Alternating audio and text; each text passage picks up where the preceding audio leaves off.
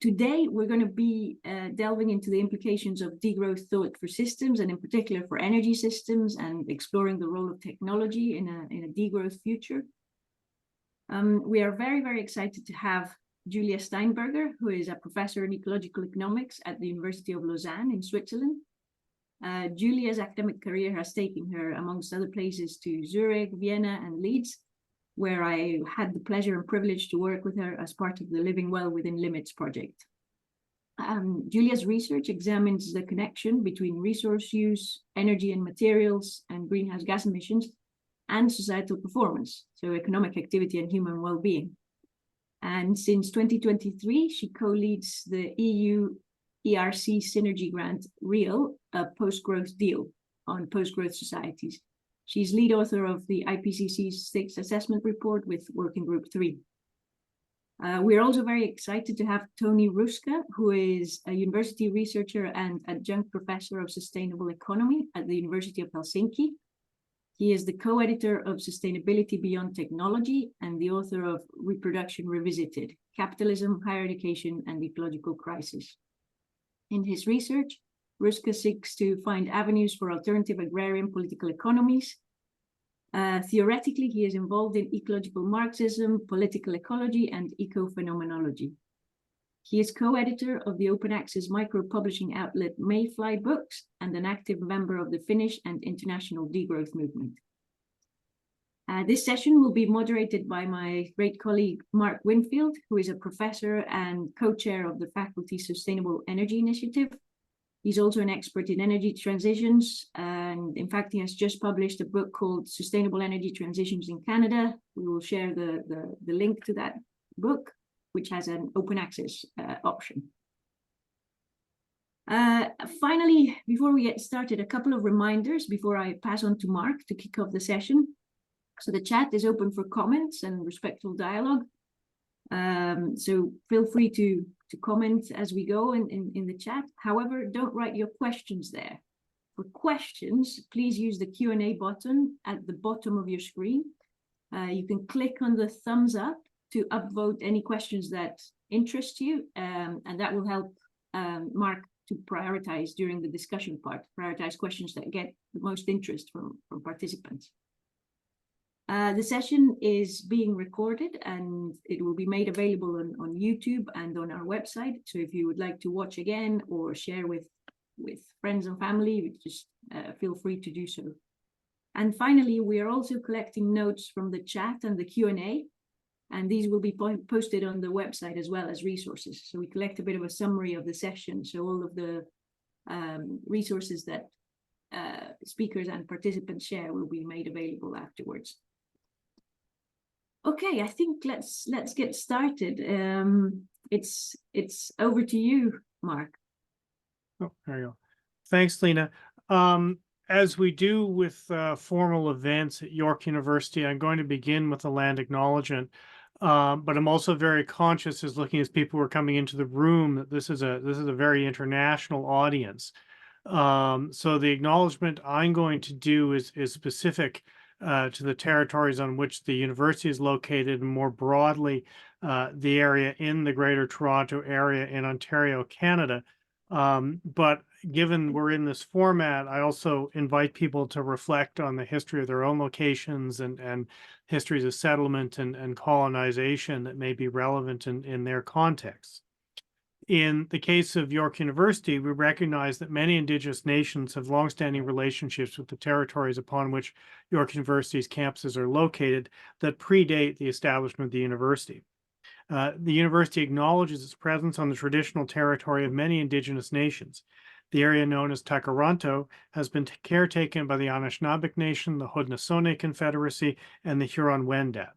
It is now home to many First Nation, Inuit, and Métis people. We acknowledge the first the current treaty holders, the Mississaugas of the Credit First Nation, and note that the territory throughout southern Ontario, and indeed the Great Lakes Basin, is subject to the Dish with One Spoon Wampum Belt Covenant, an agreement to peaceably share and care for the Great Lakes region. Thank you, merci, et miigwech. Given we've got a limited amount of time, we should move forward immediately And so, as I understand it, we're going to hear from our two speakers first, and then we'll move into the question and answer phase after that. And as Lena explained, we'll be doing that through the Q&A function in the Zoom meeting, not through the chat. So you've got to get your questions in there, and we'll be having a look at what's drawing the most upvotes, among other things. So I'm going to invite Julia to start, and I understand you're going to be screen sharing, and then we'll hear from Toni. Hi, everyone. It's really wonderful to be with you. Thanks, Mark, for the introduction. And thanks, Alina et al. For the organization. Do you see my actual screen as opposed to the notes screen? Yeah, we see your actual screen. Okay, perfect. So I have 10 minutes and off we go. Basically the question is, are we going back to, if we do degrowth, are we going back to the caves or back to the future? And I'm just going to give you sort of a little a speed tour of some of the research we did and some of the outcomes that we got from it. But I'm going to start with, I think, what we always need to start with, which is the context of our time.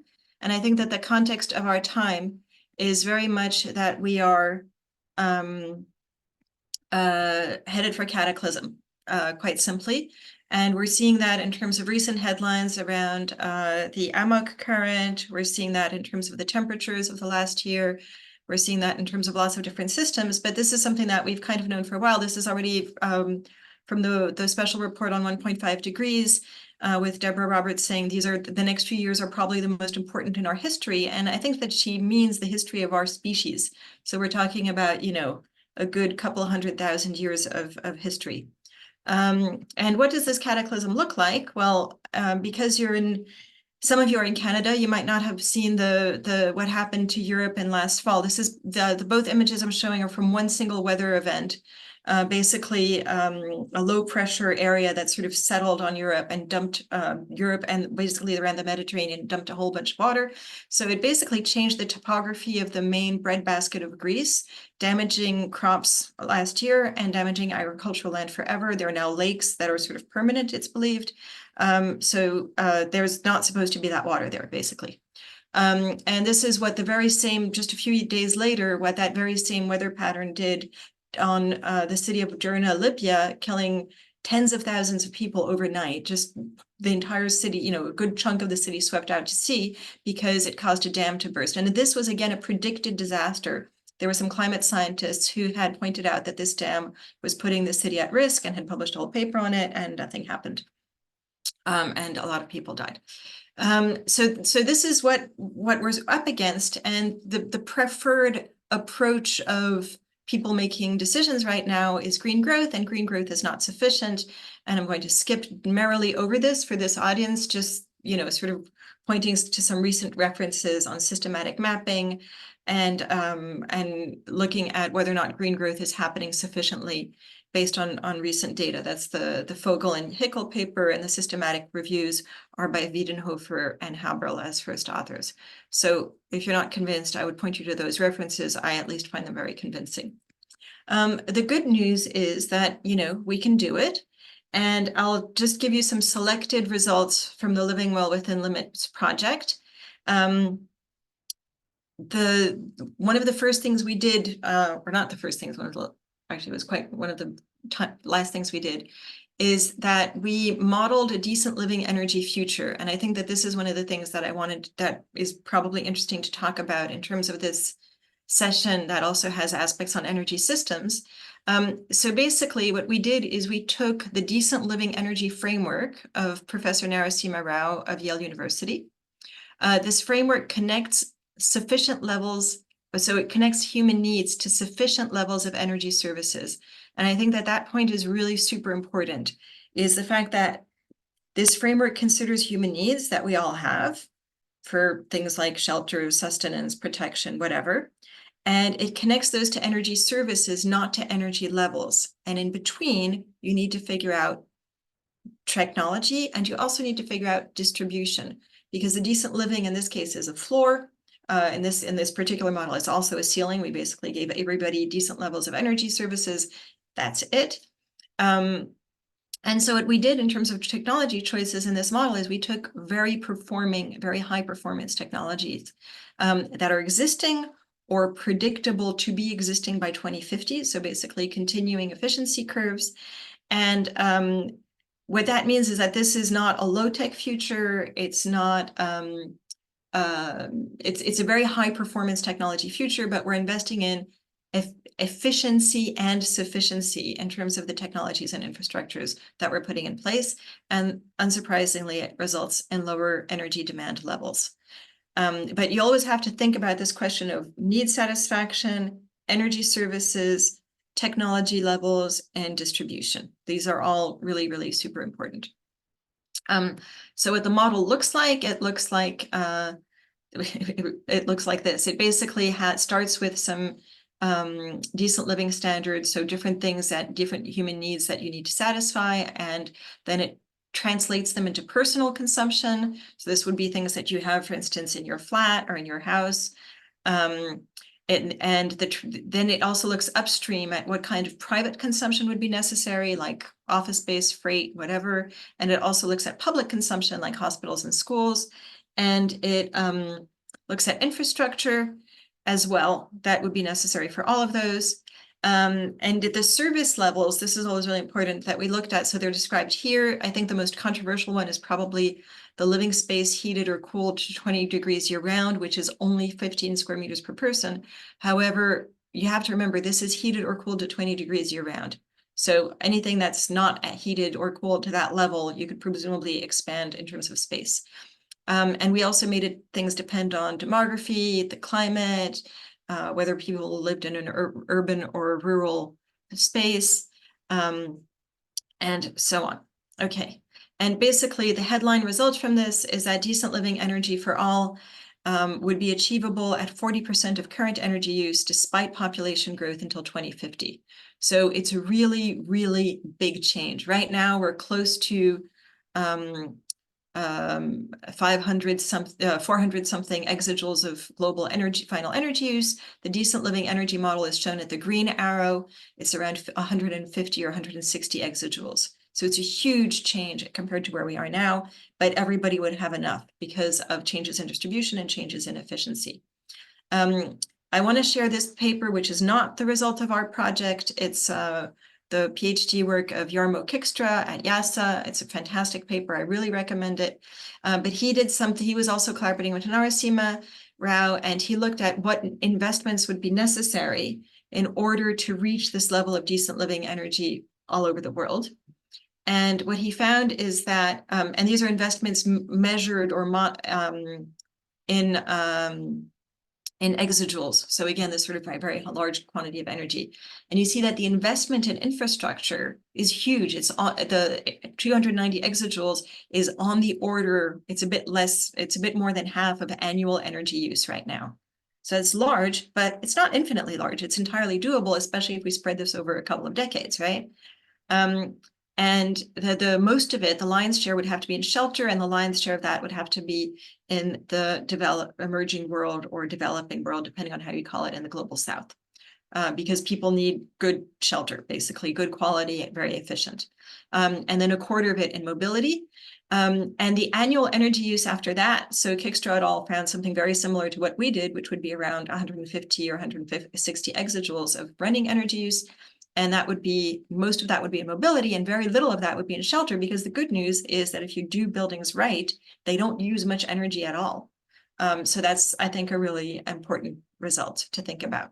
What our economy should be doing in terms of investment is definitely looking at shelter. We also identified factors that would enable higher well-being at lower energy use. So the positive factors are health. This is, not modeling, this is current measurement.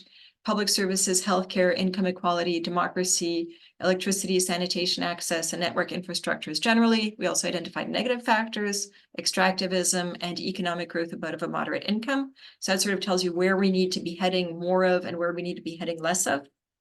And this resulted in the IPCC reflecting this research and recognizing that we need to reduce demand in order to act on climate. It's very promising. We can act on 40 to 70% of emissions by 2050, just basically by reducing demand.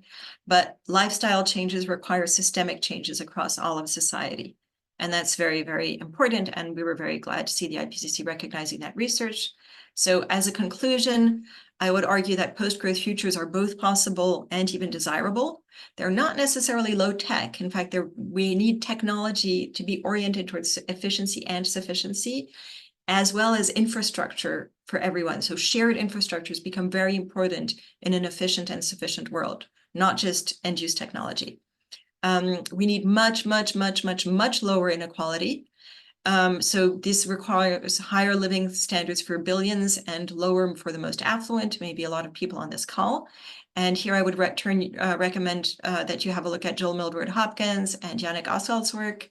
We need to confront systems of power. This is the most important finding possibly, including industrial lobbying and state capture that traps us in overconsumption. And here I would recommend 2 papers from our project by Giulio Mattioli on car dependency and Lina Brandt-Correa on need satisfier escalation. That name should be familiar to all of you, I guess. Thank you so much, and that's it for me. Wonderful, Julia. Right on time. It's very impressive. And next we will go to Toni. Thank you. Thank you, Julia. Very nice. Really nice talk in 10 minutes. I can't believe you just made it. Yeah, well, this talk will come from a slightly different angle. Actually, what I'm doing here is exploring the different takes on technology in the degrowth movement. I will explain the title shortly. I will do this in 10 minutes, hopefully. So talk about work in progress, and then science and technology in relation to environment, and then this phenomenon we call technological ambivalence and how it is highlighted or reflected in the degrowth movement, and then finally some proposals for degrowth. So what is the Maybe book? We're actually doing a follow-up to this collected volume that I edited together with Pasi Heikkurainen. 3 years ago, it was published by Oxford University Press, which is a critical volume of critical takes on technology and sustainability, basically. So what we are doing here is actually doing this kind of maybe setting. How do we understand technology? And the inspiration comes from this great folk artist that we have in Finland, Martti Antero Numminen, who has this song, Tech No, Tech Yes, Tech Perhaps, sort of reflecting how we perceive technology in the modern times. I will just play a short clip through my phone about this song.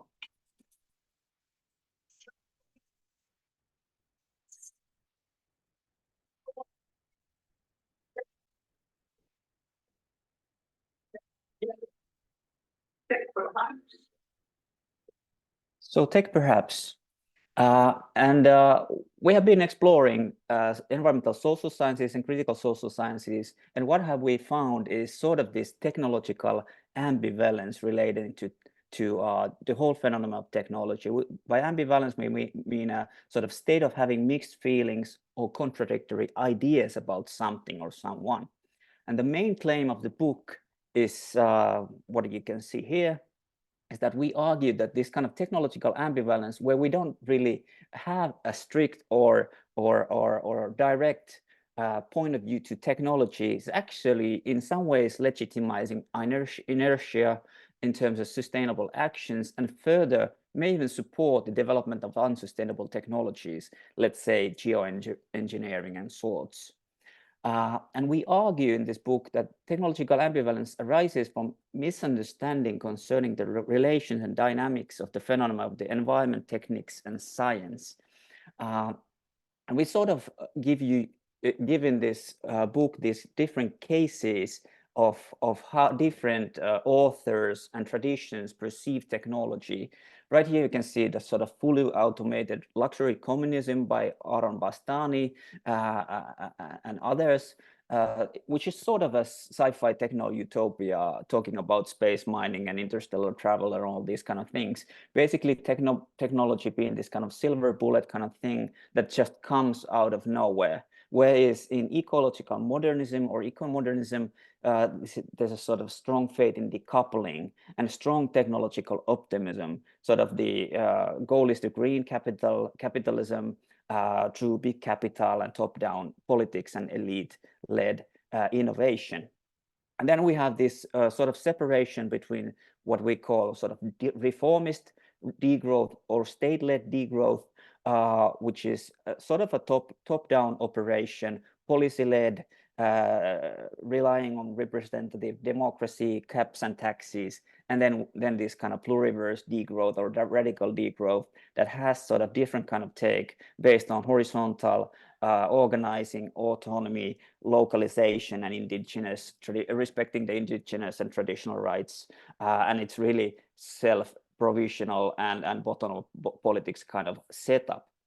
So these all have kind of different takes on technology, which we try to sort of understand through the framework we introduced 3 years ago in the Sustainability Beyond Technology book introduction, where we sort of try to separate these different kinds of perspectives on technology and sustainability.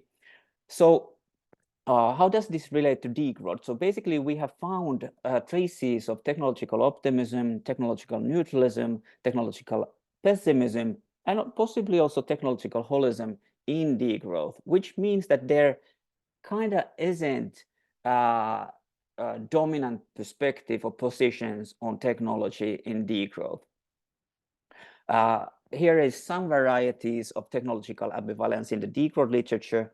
For example, while the early intellectual roots of degrowth clearly tended towards technological skepticism, the reformist hopes of some relevant authors, particularly Ivan Illich and Andrei Gorsh. So here's the convivial technology, or that here, and Gorsh obviously has the lock-in technology or open technology argument. It has been noted by Kirchner and others that it has sparked enthusiasm for technology. Another source claims that the survey found that many, if not most, Leipzig conference participants believe that the high technology is precondition for degrowth. And Andrea Vetter argues that up to now, there is no consistent definitions of what technology is suitable for degrowth society should look like and how should they be named. And then we have this more optimistic take that so-called wise technology futures would allow people to freely access digital technologies that are convivial, just, environmentally sustainable, and guided by democratic deliberation. So we see some problems in these kind of things that we can't really find a common ground on certain really important questions such as technology.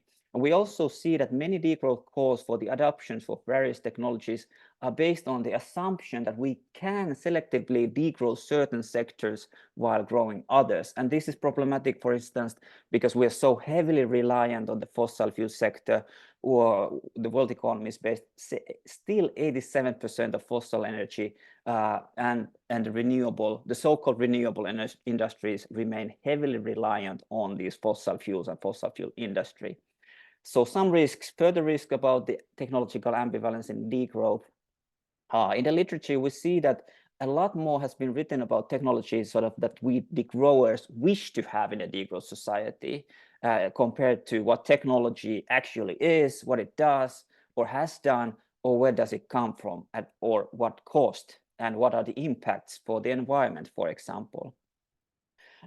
We see a lot of examples where the existence of good convivial technology, sort of a favorable union of techno and logos, is assumed, while many authors remain highly skeptical and critical of the so-called capitalist technology. So we could even argue that this kind of degrowth technology in many instances is sort of a wish list. And in this kind of wish list thinking, technology in degrowth expected to be something that humans can manipulate for their own purposes and in a desired manner. And we could argue that this kind of understanding is quite similar to the 20th century Marxism, upholding this kind of productivist undertone. And also, we feel that by keeping the door always open for good or better or convivial sort of speculative technology to become is sort of a clear indicator of this kind of ambivalence towards technology, and we see that it's sort of is some kind of a trace of having this kind of agnostic stance to technology. So what do we propose? Obviously, we start from this: the technology and its development is always a contested and paradoxical issue. And it's sort of a leap of faith to argue that we can sort of separate the good from the bad in technology, because technology always has a material footprint. And there's always, especially when it's really resource intensive and complex, there is going to be these unexpected consequences we have witnessed throughout the 19th, 20th, and 21st century, basically. And then we sort of push for a more critical critical argument that we argue that Degrowth movement should withdraw their support from the development and utilization of resource intensive high tech and apply a precautionary approach to technology, but also we should redefine what we mean by technological development. Because now what we mean by technological development, we mean mostly the development of these resource intensive, really complex technological infrastructures and applications, basically, that come with huge ecological footprint. And we argue that from a Degrowth perspective, we should have a critical perspective, critical take on technology, if not pessimistic, considering how much infrastructure is already out there that is harmful for continuing diverse life on Earth.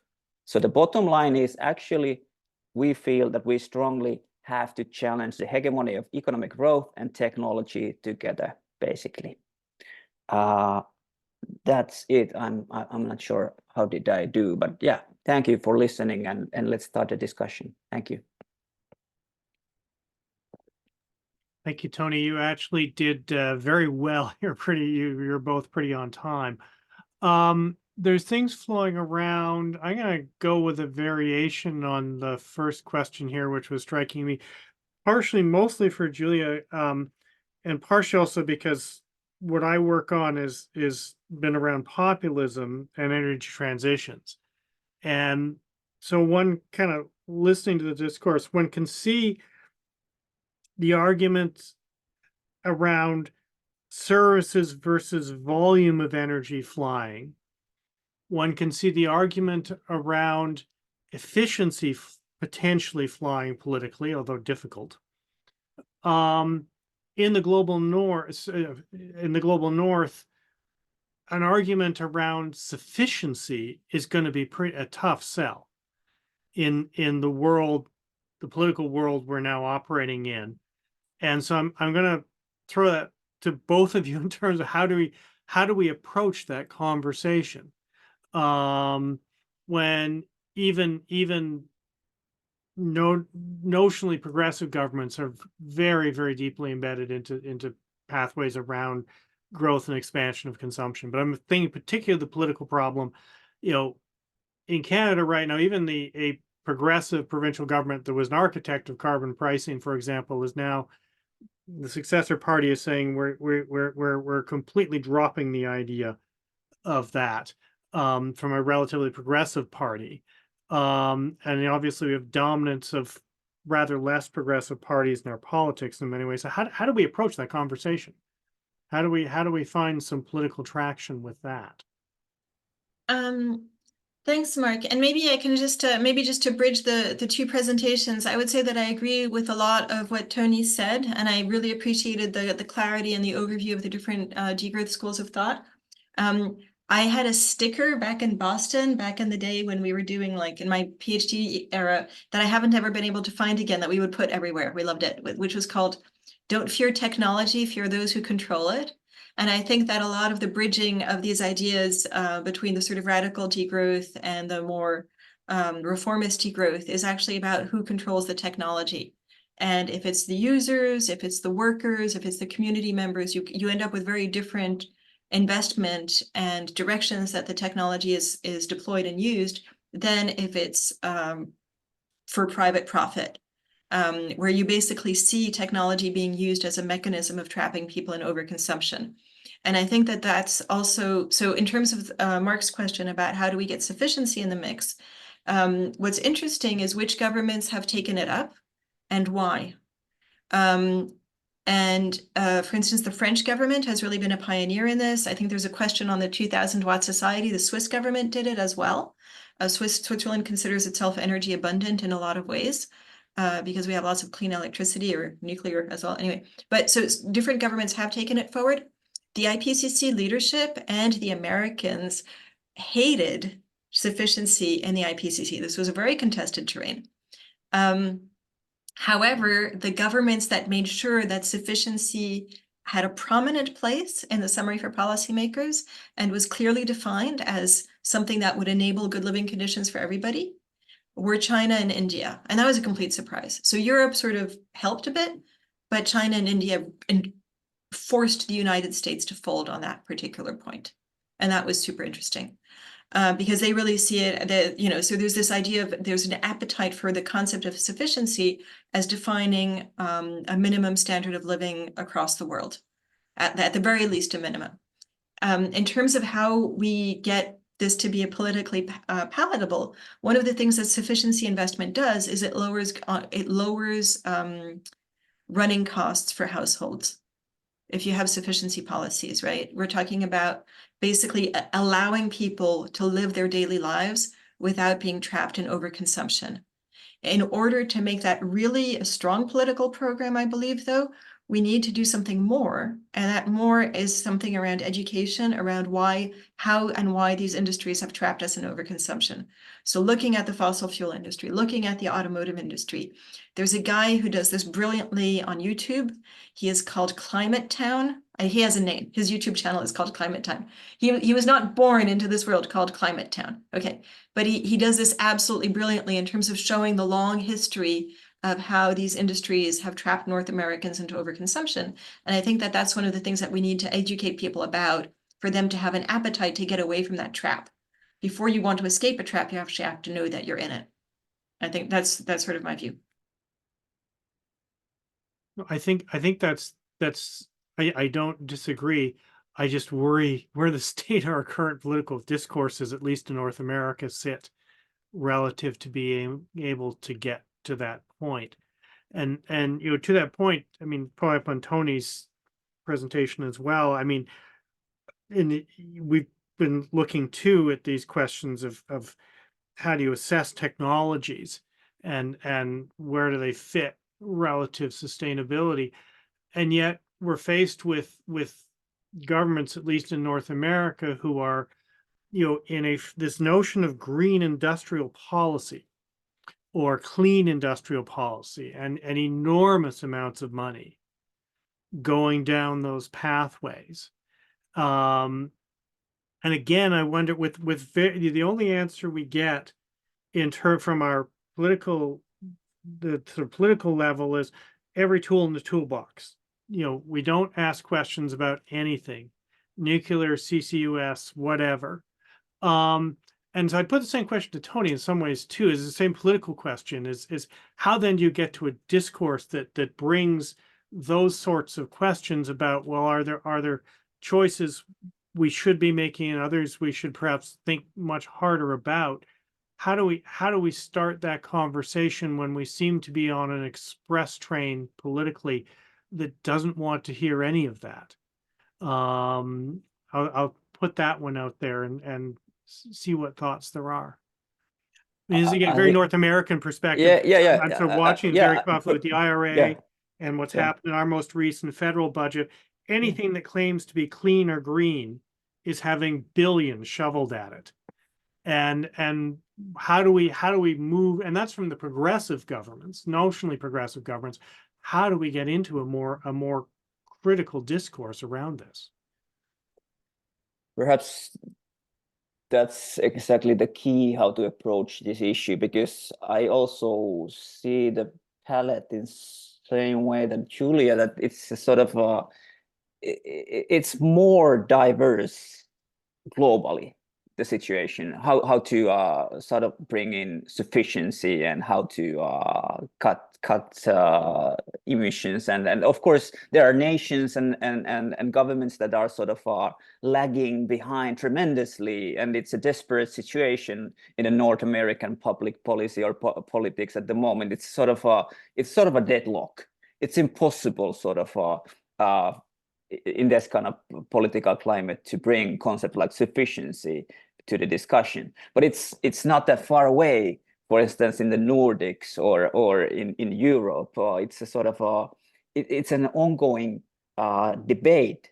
So it's a sort of global situation. It's more diverse. In elsewhere, let's say most Latin American countries, they are not far away from notions of sufficiency. They have sort of never they are not in the same growth train as we are, for instance, in the global north. So it's of course we have these tremendous problems concerning the unequal exchange of natural resources and labor. But at the same time, many countries, for instance, in the global south, they have entirely different approach to these questions of sufficiency and technology and also politics. So it's like I said, it's like Julia said, it's about who owns technology. It's about using different methods locally to combat the different problems that we have. I agree that the situation is quite desperate in the Northern American politics at the moment, but it might turn out to be different, especially when we sort of go into the future, when things get even more unclear, uncertain. I do feel that regular people are tired of this system. They are tired of the burnout. They're tired of not finding employment. They are not not having sort of horizons for the future. So the regular folk I talk to, they're mostly sort of ready for change. To something more sensible, something more caring, something sort of that is sustainable. They sort of have this notion that maybe the growth system is actually terribly wrong and wrecked already, but it's sort of the only system that is possible at the moment. And that's the key, I think. It's the only political system that is possible at the moment, but this might change quite fast even. Thank you both. I mean, there's the related question here. I'm just looking at what's flowing through the Q&A here, and asking about what's the right approach here in terms of a more top-down policy-driven approach versus more grassroots approaches to a degrowth agenda. What are grassroots groups supposed to do to help academics and vice versa? So it's a larger question of how much is this policy-driven and how much does this become a bottom-up kind of movement that finds its political traction that way instead. I'll leave that for both of you. I see Lena wants to get in on this one too. Toni, do you want to go first on that one? I think it's it probably fits your interests. Well, obviously it's true that we academics or politicians can't do anything on our own. Well, there is not really going to be a change unless it's sort of the change that we want. But obviously the science is deeply already backing us up, saying that the growth engine is sort of broken, that we shouldn't continue that. It's sort of almost reaching a consensus what the IPCC is proposing. So we sort of know that the growth model is broken, but of course it takes time even to start the debate on alternatives. Degrowth movement is young. It's relatively young. It's only 20 years or so done this research on these problems, and it's already sort of it has already started the debate. And it's obviously true that the clock is sort of ticking, that we have always this notion that we're running out of time. This is the history of environmental movement. Ever since the late 60s and 70s, we have always had this notion that we're running out of time. This time it's obviously for real because the climate is sort of running havoc. But at the same time, I do have this feeling that we still need to be patient, we need to try, but we need everybody on board. We need to have these serious talks about the systems that are not sort of possible But at the same time, we have this notion that this current system is always going to be impossible. You can't have perpetual growth on a finite planet. That's the sort of thing that my 8-year-old child also understands. Julia, any thoughts on this? Yes. In terms of the top-down, bottom-up split, I think that there's always a question of you always need both, and I am very afraid of top-down driven sort of, you know, central planning kind of approaches. I think that because I think that they fail in ways that we don't know yet. We're trying to do transformations. One of the things that degrowth and post-growth are trying to do is they're trying to open the possibility of economics that is not economies that are not growth dependent, and where certain sectors of the economy can crash down to nothing overnight, like the fossil fuel industry. I'm sure that that's going to make lots of Canadians pretty happy, but where all other sectors grow tremendously overnight, and where we basically have this kind of sectoral upheaval that does not destroy the lives of people or the stability of the economy, right? So that's basically what post-growth economics is trying to do. And you cannot do that without having very strong feedback on what is working or not from the bottom up. If you try to impose that top down, you're going to ruin people's lives. You're going to make people very, very miserable, and you're going to create a lot of hardship. So you need basically people at the local level, at the community level, at the regional level, able to say, okay, well, this industrial policy is working for us, but this one is not. This housing development is working for us, this is not. You need people to sort of be engaged in what we call economic democracy. And so one of the things that I think is really important is this idea of thinking about which decisions and which frameworks are available at which level. So there has to be top-down facilitation, there has to be top-down industrial policy. Top-down, we need to stop subsidizing fossil fuels, we need to start subsidizing a whole bunch of other stuff. That's top-down things, but how that gets implemented really needs to depend on the people working, the people the producers, the consumers, and community members. And economic democracy is also something that we're talking about at the heart of the REAL project. So this new project I'm working on with Yorgos Kallis and Jason Hickel, because that's the whole point, is we have to make an economy where decisions are not taken by the market, which basically means by the most powerful actors in the market, but where they're taken by the rest of us. And then what does that look like? And that's something that we have examples, you know, there are worker cooperatives or user cooperatives or the social and solidarity economy, but it's not something that is understood or facilitated at a larger level. So I think the top down versus bottom up, for me, it's about facilitating economic democracy and just thinking about how that works out in practice. Lena, did you want to get in on this one too? No, Mark, don't worry. Thank you. Okay, I thought I saw something there. Okay, the next question I have is actually more specifically for Toni. Do you have any thoughts on the relationship between technology and awareness perception and the framing of problems? I wonder if the importance of technology is how it mediates our changing ontological understanding. So for instance, a shovel keeps us firmly in touch with the soil and earth and an ecocentric ontology, whereas a laptop brings into the world, brings into being a world, I've lost my my text here, we are. It brings into being a world of limitless possibility, not bound by physical constraints. So thoughts on that, Toni? I don't know if you can see the question there.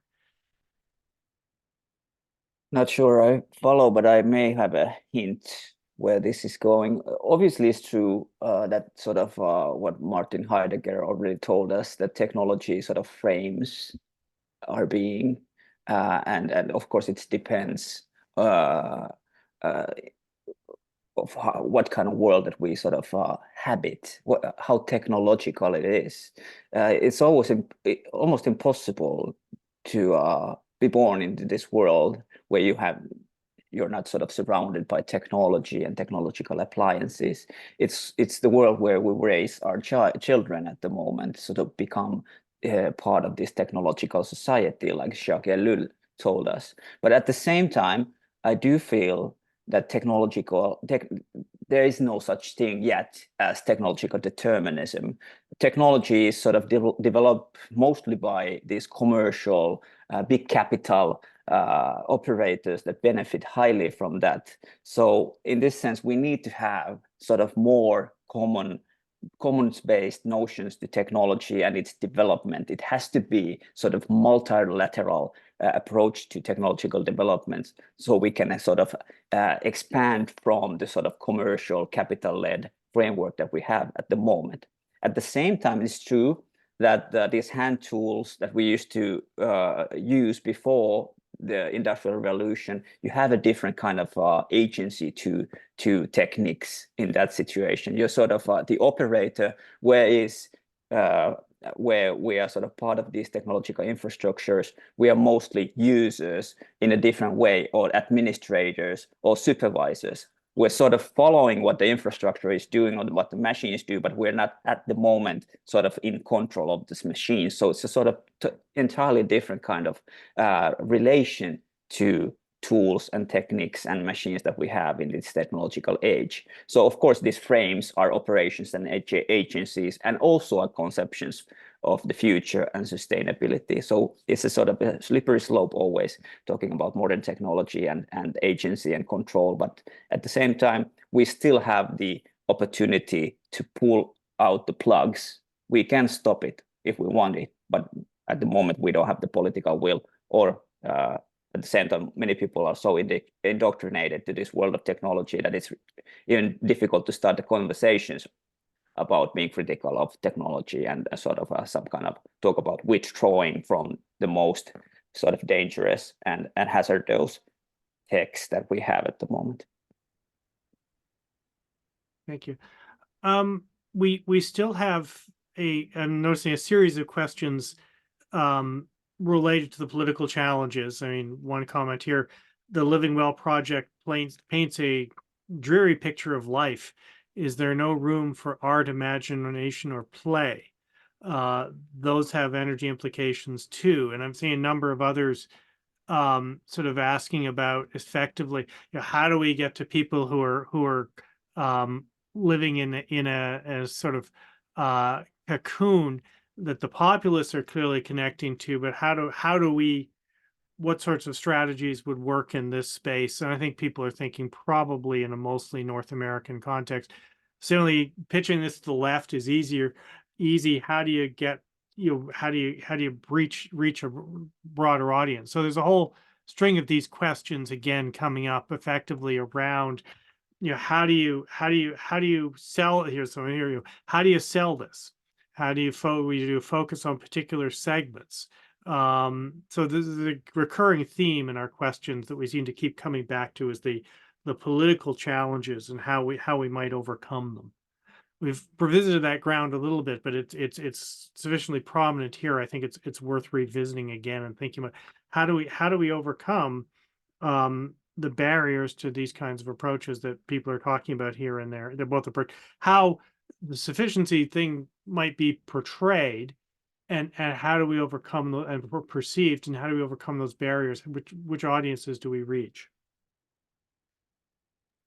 Thanks, Mark, and thanks to the people asking the questions. So let's start with the first one, the whole sort of leisure, arts, culture, etc. So that we didn't model because we didn't have sort of energy services that corresponded to those broadly. Apart from, I mean, you could think of some things that would sort of tie into it, but we didn't really have sort of a set of energy services or technologies. Like for mobility, you have person kilometers and things like that you can then use to model. For things like art, culture, and leisure, less. And so it's not that we didn't think it was important, it's just that we needed to get the job done. And that's one of the things we're thinking about for the next version, is one of the things we're trying to do in the sufficiency space and in the degrowth space is we're trying to, I think the person who put it best is George Monbiot, saying, we're talking about private frugality, but public luxury. And the public luxury means fantastic public infrastructures, like public transportation, public services, healthcare, education, all of that stuff, like really, really good public conditions of life. And we see that countries that invest in those, as opposed to, say, investing in fossil fuel subsidies, actually do a lot better with a lot lower energy than, say, Canada. So we can see that this is a possible future by looking at international examples. But what does this public luxury look like? It also looks like shared spaces for art, culture, community, and those kinds of things. Those things, however, do not have to be very energy intensive. So leisure can be the most energy intensive thing you can possibly think of if you're thinking about a billionaire's mega yacht. But it can also be the least energy intensive thing in the world if you think about, you know, you and your friends from your neighborhood going and having a picnic in the park, or going for a walk together, or going and doing a play together, or something like that. So there's really this wide range, but we do want to make sure that in the next iterations of the models that we put into place these ideas around public luxury and common spaces where people can really come together and be creative and enjoy time spent together in ways that we would want to do with culture and leisure. Another point, by the way, which I wasn't completely aware of, is public transportation systems are very highly developed in Europe for getting people from home to work, but they don't include leisure. As soon as you do a sport, as soon as you have a dog, as soon as you want to go play badminton or basketball or football or whatever it is, then you're sort of off the public transportation circuit. And I think that that's another thing we have to do, is we have to include sort of sports and leisure daily life. You know, people can live perfectly good, healthy, exciting lives in cities. I know Toni doesn't, but it is possible to have these leisure and sports spaces within cities, but they have to be part of the fabric that people can get to and take part in quite easily without owning a car. And right now they're not. And that's just a design problem. It's not an impossibility problem. And maybe more to Mark's point, I think that we need to redefine freedom as well. There's freedom from, right? There's freedom from dependency. When you're talking about a sufficient future, you're basically creating the conditions of, to some extent, ultimate freedom, because you're basically saying we will, as a society, liberate people from the constraint of high resource use, costly living, costly ways of life. Right now, we're trapped in high resource dependency. The car industry, for instance, extracts money from us as a society in at least 5 different major ways. And usually I can only remember 4 of them. There's Marx and labor surplus value extraction, obviously for the people who work in the automotive industry. It extracts money in the public sphere because we pay through our taxes for roads and parking, and that's a subsidy to the automotive industry. We pay through gasoline, we pay through car leasing, which is more and more horribly a financial debt trap, which is probably the next financial bubble.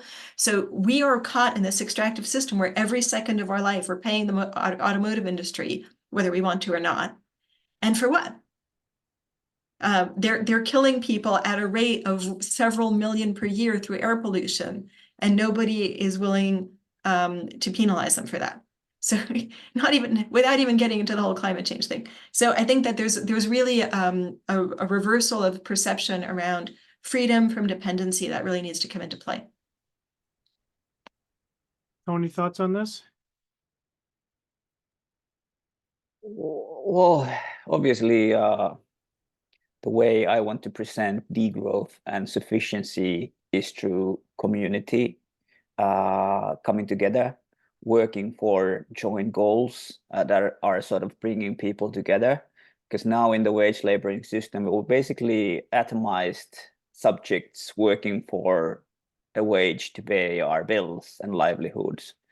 It's so restricting system. It's so much sort of restricting our creative potential, and also pulling us away from each other, basically. And that's why I'm into sort of local economies and communal economies as well, trying to figure out how we could actually build systems, build societies, build local communes where we have actually more things in common than we have at the moment, because now that we're sort of atomized individuals in this system where we just try to survive, make money to pay our bills, pay our loans back to the bank, support the car industry, but sort of the greater purpose, communal purpose, something that actually brings us together is missing entirely in this kind of system where it's always about accumulation for the sake of accumulation. So degrowth and sufficiency is also about sort of a revolution of the mind to think about alternative ways of livelihood that are actually local and sustainable. So in this sense, it's not really a hard sell in contrast to the burnout and anxiety and stress that people are having to be more productive each year, to make more money, to keep the companies ongoing and profitable. So it's not really a hard sell, but obviously in this kind of political landscape, it seems to be so far away. Thank you both. Another question, and this one relates it's more to the material side of things, and it actually relates to a webinar we're going to be doing through SEI on Wednesday around end-of-life electric vehicle batteries, but also leading into larger questions of supply chains and the material dimensions of things. And so there've been a couple of questions here about circularity and particularly around, more or less was for Julia. Simon Michaud claims not enough materials capacity basically to build the sort of first wave of rebuildable energy, wind, solar. Did you look at the material dimensions of things in those sorts of limitations, material dimensions, in your modeling? I think that be a function of both supply chains and time perspectives as well. But sort of this larger questions of the material side of transitions in energy systems and what might be involved there and their own sort of sustainability. So we didn't, but a bunch of people are doing this kind of stuff. And I'll put the names in the chat. The most important people are Stefan Palyuk, who came up with the decent living material model, which is sort of the material analog of our energy model. So that was really important work. And I think the people who are doing some of the most interesting work on the material requirements of renewable energy that I know of are the industrial ecology team in the Netherlands. There's Paul Behrens and Esther van der Voort and other people who are doing some really great stuff there. So I would have a look at what they're doing. I think one of the things to understand is that we're talking about a huge upheaval in terms of resource use, with some resources going down and some resources going up. And overall, it means less extractivism if we go towards a sufficiency orientation at the very least, because so much of what we extract is fossil fuels and it's just so massive. So in terms of tonnage, we're going down.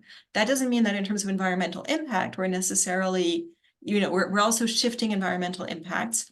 And the other thing we're doing is also turning towards materials that, unlike fossil fuels, you don't have to burn all the time. So you can actually keep them going in the economy. However, the question of how we phase up the transition becomes really important, because depending on how we do it, we might require twice as many materials or less if we're actually phasing it up in such a way that we put into place recovery and recycling. So if there's a lot of thinking that has to go into this, and I think that the industrial ecology community is doing some really interesting work on this.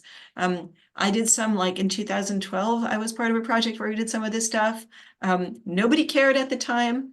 But we also found some of the same things around, what is lithium demand going to be like, neodymium, et cetera. The other thing I think that's kind of interesting is that, again, the type of technology really matters. The amount of people you can transport on a lithium battery on an electric bicycle versus a Tesla is just worlds apart. The amount of neodymium you need, or whatever metals it is you need, if you're doing electrified public transportation versus electrified private transportation, is galaxies apart. So we really need to think not just about, hey, just what, is it just technology? It's also about how we're using it. That's always really important. Very good, thank you. The answer and where we are in policy terms in North America is somewhat depressing in that space, but that's the conversation for later this week. One question that has come up here, and I'm conscious we're at time, so we may need to make this the last question, but it's got quite a lot of votes here. Is asking questions about intellectual property barriers, so that low energy technologies developed in rich countries are more widely and freely available in the majority world for informal sector adaptation. Do we have to reverse engineer, or how do we overcome the IP intellectual property issues? Okay, I can say just a couple of words. I think this is a huge issue and we need to be working on that a lot more. There's another issue that's maybe not receiving as much attention that really should, which is capital finance costs. So one of the huge scandals is that the IMF and the World Bank are imposing high capital costs on renewable energy investment. So right now, just buy the technology from anywhere in the world. Solar PV should be the cheapest form. Solar PV, especially in sub-Saharan Africa, should be the cheapest form of electricity ever made by humans. It is magnificent. However, the capital costs imposed by the World Bank, the IMF, and international funders mean that coal is cheaper in Mali than solar PV. So trapping them in fossil fuel dependency is cheaper simply because they have decided that solar PV is a new and risky technology. It is literally insane. And that's something that we can put where we in the global north, who have the majority votes in these financial institutions, can and should be making a much bigger deal about this to pressure our governments to change these finance rates, which are completely artificial, bear no relationship to reality, and are trapping African countries in particular in fossil fuel dependency when they really don't need to be. So I think that right now these finance capital costs are a much bigger issue than the intellectual property rights per se. And it's just something that needs to be a much bigger deal. Capitalization, the bigger problem than intellectual property per se, or technology. Well, it's literally rates that the World Bank and IMF are setting. They're setting higher interest rates to invest in solar PV in Africa than coal. It is bonkers for no good reason. I mean, maybe they got to pay by, it's just that nobody cares enough about it to change it. But it is trapping fossil fuel. It is trapping African countries in fossil fuel dependency forever, which is really horrible. This is unhelpful. I'm conscious of time. I'm just looking at our questions here. So I'm going to do sort of a last call. I think we've covered these political challenges. We've touched on the sort of material dimension, the capital dimension, the intellectual property dimensions of all of these questions. So I think I'm just looking here to see if I've missed anything along the way. Mark, so one thing that we did last time that I think worked well was, at this point, perhaps what we can do is ask our speakers to provide some closing remarks. And, is there anything that you wanted to say that you ran out of time? Any questions that you saw that you particularly wanted to speak to? So basically, it's up to you to provide some closing remarks and address anything you'd like to. So we start with Toni. Yeah. Well, thank you again for this great event and series. I think it's really really valuable, and I'm glad there's going to be a recording, and thank you for the participants and the great questions that you have. Thank you for organizing this. Well, in terms of technology, it's never easy in this kind of societal situation to talk about it, because it's such a silver bullet kind of thing. But if you look at actually what technology is, where does it come from, we sort of tend to have this realization that we're in a bigger mess than we realized at first. But many of these things, like Julia said, are about ownership, about using, about agency, and it's also about orientation, because now we're sort of trying to capitalize on technology, but in a sufficiency society or degrowth society, we could actually make questions of what we truly need and what kind of technologies would be proper and good fit for these needs that we're trying to define. But in current society, we simply can't do it, because technology is about accumulation, it's about capitalization, it's about commodification. But in a degrowth society, sufficiency society, hopefully the goals for these kind of societies would also lead to better development of technology and different ways of developing technologies for the future. Thank you. Thank you, Toni. Thank you, Julia, Toni. closing thoughts?